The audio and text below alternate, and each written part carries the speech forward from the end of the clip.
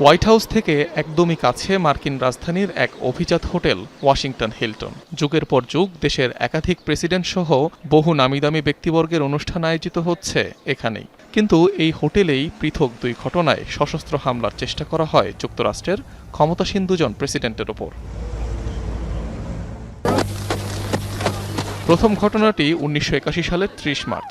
একটি অনুষ্ঠান শেষে হিলটন হোটেল থেকে বেরিয়ে আসছিলেন তৎকালীন প্রেসিডেন্ট রোনাল্ড রিগান। গাড়িতে উঠতে যাবেন ঠিক সে মুহূর্তে তাকে লক্ষ্য করে গুলি ছোড়ে জন হিঙ্কলি জুনিয়র নামে এক ব্যক্তি। বুকে গুলিবিদ্ধ হয়ে গুরুতর আহত হন প্রেসিডেন্ট রিগান। মারাত্মকভাবে অভ্যন্তরীণ রক্তক্ষরণও হয়।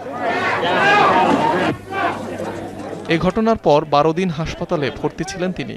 আর মস্তিষ্কে মারাত্মক জখম নিয়ে আমৃত্যু পঙ্গুত্ববরণ করেন তখনকার প্রেস সেক্রেটারি জেমস ব্র্যাডি। আহত হন 2 সিক্রেট সার্ভিস ও পুলিশ কর্মকর্তা।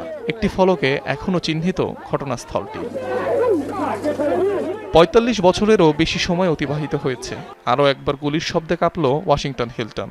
এবারের ঘটনা মার্কিন প্রেসিডেন্ট ডোনাল্ড ট্রাম্পের নৈশভোজের আয়োজনে, যেখানে ফার্স্ট লেডি মেলানিয়া ট্রাম্প ছাড়াও ছিলেন ভাইস প্রেসিডেন্ট, প্রতিরক্ষামন্ত্রী ও প্রশাসনের বহু কর্মকর্তা। সব মিলিয়ে উপস্থিত ছিলেন 2500-এর বেশি অতিথি। তবে সৌভাগ্যবশত এক নিরাপত্তা কর্মী আহত হওয়া ছাড়া তেমন কোনো ঘটনা ঘটেনি। রাষ্ট্রপ্রধানের মতো সর্বোচ্চ গুরুত্বপূর্ণ ব্যক্তির অনুষ্ঠানস্থল, অথচ কিভাবে একাধিক আগ্নেয়াস্ত্র ও ধারালো অস্ত্র নিয়ে ঢুকতে পারল আততায়ী, তা নিয়ে চলছে বেশ আলোচনা। এরই মধ্যে হোটেলটির নিরাপত্তা নিয়ে অসন্তোষ প্রকাশ করেছেন ডোনাল্ড ট্রাম্প। যা যা ঘটেছে তার সবকিছু খতিয়ে দেখেছি। এটা খুব একটা সুরক্ষিত ভবন নয়, এটা আমি বলতে চাইনি, কিন্তু এই কারণে আমরা এই অনুষ্ঠান হোয়াইট হাউসে করার পরিকল্পনা করেছিলাম।